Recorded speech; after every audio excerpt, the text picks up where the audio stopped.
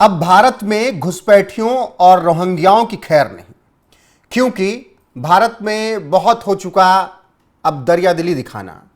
अब घुसपैठियों और रोहिंग्याओं का तगड़ा इलाज होगा, क्योंकि जो काम अमित शाह ने किया है उस काम से अब घुसपैठियों और रोहिंग्याओं की हालत खराब हो जाएगी। भारत में चुपके से आकर बस जाना अब नहीं चलेगा और पकड़े जाने पर अब ठीक से इलाज किया जाएगा, लाखों जुर्माना ठोका जाएगा और कई सालों तक जेल में सड़ाया भी जाएगा। क्योंकि अमित शाह ने जो किया है वो अमित शाह ही कर सकते थे बतौर गृह मंत्री, क्योंकि इससे पहले उन्होंने तमाम ऐसे फैसले किए हैं जिसकी वजह से देश में तमाम परिवर्तन भी देखने को मिले हैं। वो चाहे 370 की बात हो या फिर नए कानूनों की बात हो। और अब उसी कड़ी में एक नया एक्ट 2025 उन्होंने लागू कर दिया। 1 सितंबर से भारत में यह नया एक्ट लागू हुआ है, जिसके बाद अब भारत में घुसपैठ करने वाले, भारत में अवैध तरीके से रहने वाले, भारत में फ्रॉड करके अपनी दुकान चलाने वालों पर अब हंटर चलेगा। क्या कुछ है ये एक्ट और किस तरीके से ये भारत में लागू किया गया और इससे अब भारत में जो भारत के अंदर दुश्मन रह रहे हैं उनकी सफाई कैसे की जाएगी, चलिए आपको विस्तार से बताते हैं। सबसे पहले भारत में इमिग्रेशन एंड फॉरेनर्स एक्ट 2025 लागू किया गया। 1 सितंबर 2025 से भारत सरकार ने यह एक्ट लागू कर दिया, यानी अब भारत में यह एक्ट लागू हुआ।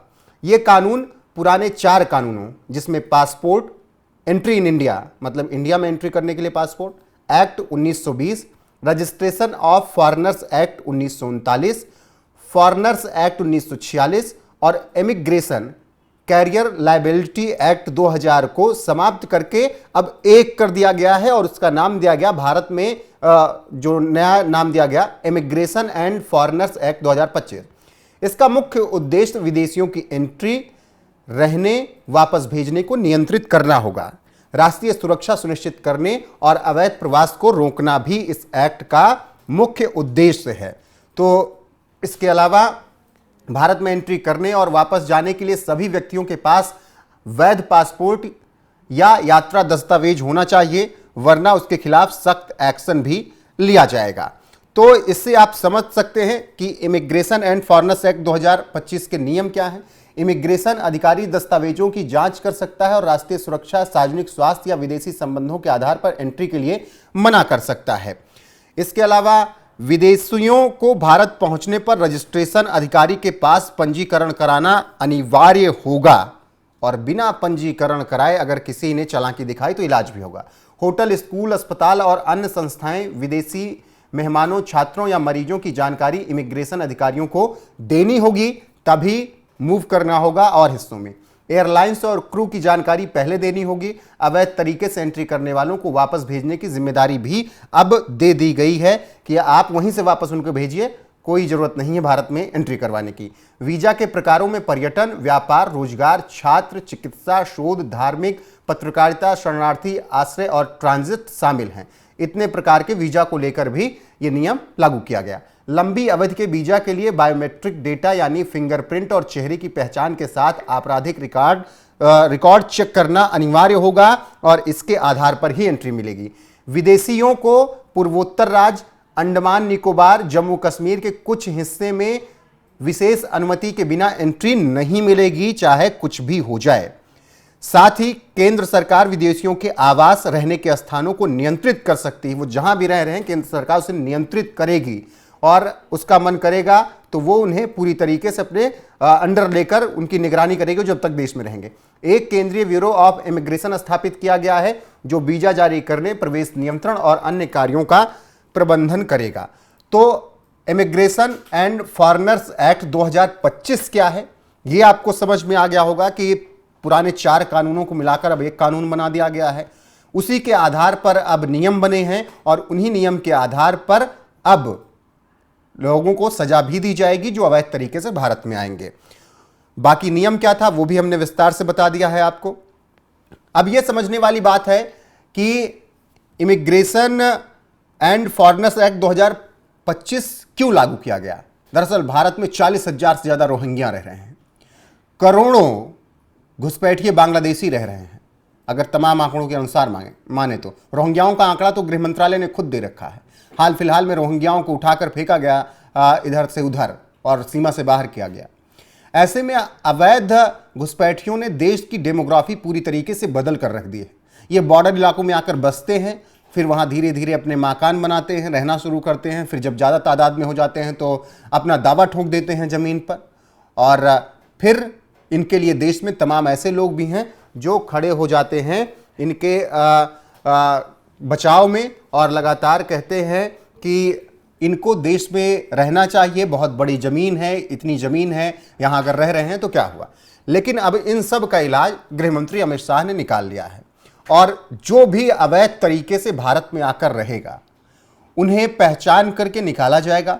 साथ ही वीज़ा एक्सपायर अगर होता है तो उस पर भी भारत ने अब नियम बना दिया है। उसके लिए प्रावधान भी है कि आप तुरंत कांटेक्ट करके अब इन सब परेशानियों से बच भी सकते हैं। लेकिन अगर आपने चोरी छिपे यहाँ रहने की कोशिश की तब भारत सरकार आपका तगड़ा इलाज करेगी। और यह काम गृह मंत्री अमित शाह ही कर सकते थे, क्योंकि लंबे वक्त से भारत में एक प्रकार से कह सकते हैं कि भंडारा चल रहा था।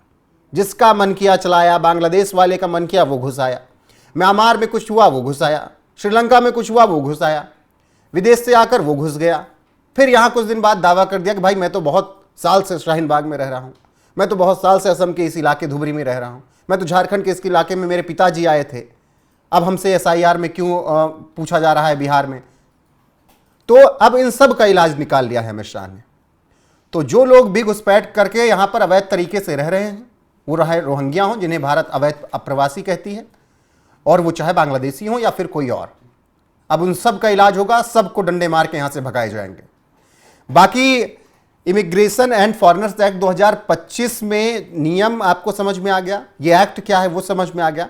अब नियम का उल्लंघन करने पर सजा क्या है ये जानना भी बेहद जरूरी है, ताकि जो लोग नियम का उल्लंघन करने की सोच रहे हों उनको समझ में आ जाए कि अगर उल्लंघन किया तो उनका हाल क्या किया जाएगा। दिखाइएगा, नियम का उल्लंघन करने पर सजा, बिना वैध पासपोर्ट के एंट्री पर 5 साल की जेल सीधे सीधे, या 5 लाख का जुर्माना, या फिर दोनों, मतलब 5 साल की जेल और 5 लाख जुर्माना दोनों ठोका जाएगा।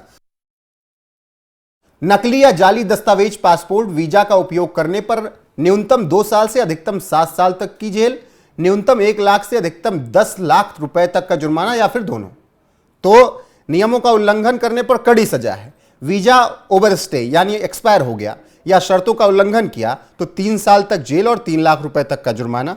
कुछ परिस्थितियों में 5 साल तक एंट्री पर प्रतिबंध भी लगाया जा सकता है और भारत में आपको फिर एंट्री नहीं मिलेगी। प्रतिबंधित क्षेत्र जो हमने बताया आपको, जैसे जम्मू कश्मीर, अंडमान एंड निकोबार, ऐसे कुछ इलाकों में, वहां के कुछ प्रतिबंधित क्षेत्र में बिना अनुमति प्रवेश करने पर 5 साल तक की जेल या 5 लाख रुपए तक का जुर्माना, या फिर दोनों। तो अगर प्रतिबंधित क्षेत्र में एंट्री करनी है तो आपको परमिशन लेनी होगी, उसके लिए बाकायदा बना दिया गया है नियम कानून। पंजीकरण ना कराने, जानकारी ना देने पर जुर्माना 50,000 रुपए तक या जेल। घटना के आधार पर सहायता करने वालों को भी यही सजा। भारत में रहकर जो लोग भारत के साथ दुश्मनी कर रहे हैं और ऐसे घुसपैठियों की सहायता कर रहे हैं उनका भी इलाज होगा। बिना वैध पासपोर्ट के एंट्री पर 5 साल की जेल और 5 लाख रुपए तक का जुर्माना, और फिर दोनों, ये हमने आपको बताया है। तो अब भारत सरकार ने यह सख्ती बरती, अमित शाह ने विस्तार से समझा दिया और इमिग्रेशन एंड फॉरेनर्स एक्ट 2025 लागू करके उन्होंने दुनिया को बता दिया कि अब भारत में भाई भंडारा नहीं चलेगा। किसी का मन किया आकर भारत में रहने लगे तो अब नहीं रह पाएगा। अवैध तरीके से आएगा तो उसका इलाज उसी तरीके से होगा, जेल में उसको भेज दिया जाएगा, जुर्माना लगाया जाएगा। वीजा एक्सपायर होता है, पासपोर्ट एक्सपायर होता है तो उस हिसाब से आपको पहले अपनी व्यवस्था कर लेनी है, वरना फिर उसके लिए भी आपको सजा भुगतनी है। और जो संवेदनशील एरिया है, वो चाहे जम्मू कश्मीर, अंडमान एंड निकोबार कुछ एरिया हो, अगर वहां बिना परमिशन के दिख गए कोई विदेशी तब फिर उनका भी इलाज किया जाएगा, क्योंकि भारत के लिए बेहद संवेदनशील एरिया है जम्मू कश्मीर और ये अंडमान एंड निकोबार के कुछ इलाके। यहाँ से तमाम ऐसी गतिविधियों को भी अंजाम दिया जाता है जो देश हित में नहीं होते। तो भारत सरकार ने ये साफ कर दिया है कि अब किस तरीके से घुसपैठियों और रोहिंग्याओं का इलाज किया जाएगा। बाकी अमित शाह ने देश को जो नया इमिग्रेशन एंड फॉरेनर्स एक्ट 2025 दिया है, जिसके पूरे प्रावधान, नियम का उल्लंघन करने की जानकारी हमने आपको दी है, उस पर आपकी राय क्या है कमेंट सेक्शन में जाकर बताइएगा जरूर। वीडियो को शेयर कीजिएगा, लाइक कीजिएगा, चैनल को सब्सक्राइब करना ना भूलिएगा। बने रहेगा हमारे साथ लगातार। देश और दुनिया की हर एक अपडेट आपको यहाँ पर मिलती रहेगी। नमस्कार।